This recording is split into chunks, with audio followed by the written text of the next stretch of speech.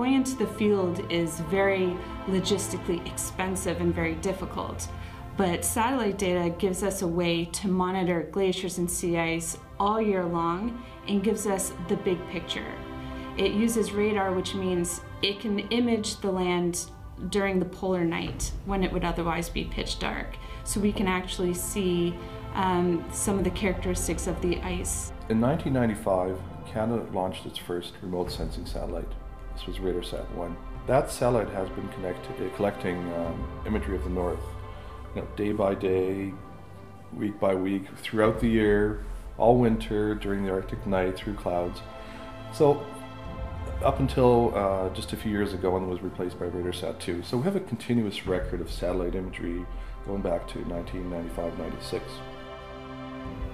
Sea ice is really one of the most important components of the Arctic ecosystem. It has a controlling influence on a variety of other components of what we see in the Arctic. So it's an important control on terrestrial ecosystems, on coastal ecosystems in particular, which is what my research is often focused on, and then all of the biochemical, physical processes occurring in the Arctic Ocean and those nearshore environments are driven by sea ice. So sea ice is really a dominant control on the Arctic.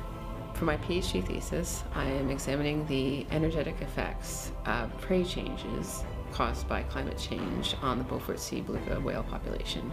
They spend their winters in the Bering Sea, so they actually migrate all the way from Bering Sea into Russia and the Chukchi Sea to summer and reproduce in the Beaufort Sea.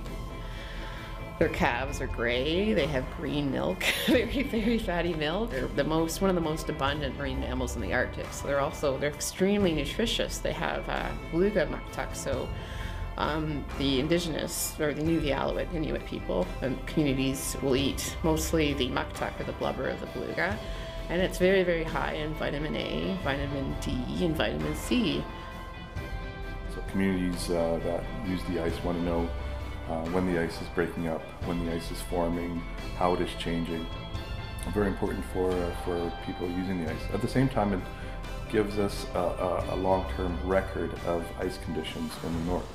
So basically, we have observations now for many decades, and we can see the patterns of freeze up and break up and how the ice changes from year to year, which is very important for long-term studies.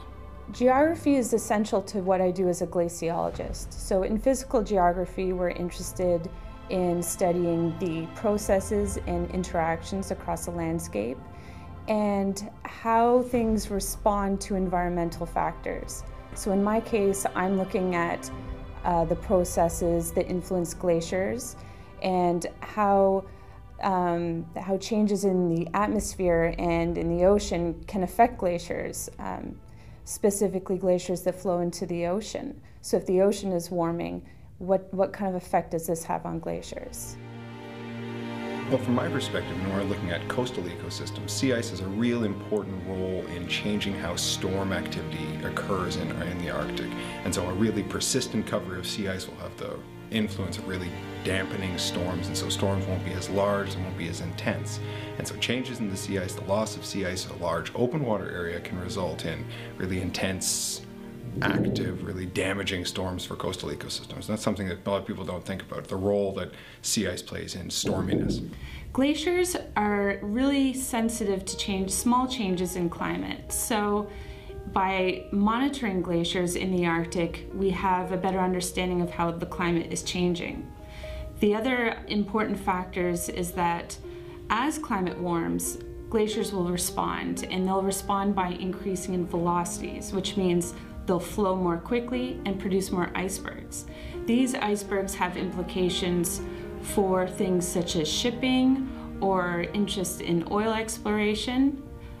There's also implications for sea level rise. The variety of the ecosystems that make up the Arctic, it's not just ice and snow. We were on islands that have all these, the Royal Geographical Society islands that have this very different ecosystem from where we landed in Resolute Bay, on Cornwallis Island. And so as you move through fairly short distances, you go through a real transition in terms of the geography, the biology, the ecology. And so that was really one of the highlights, I think, for me, is just comparing these different environments and how variable they are. The wildlife was impressive, of course. We saw lots and lots of polar bears and seals, and the seabirds are really such an important part of the Canadian ecosystem. And so seeing some of their colonies was really interesting.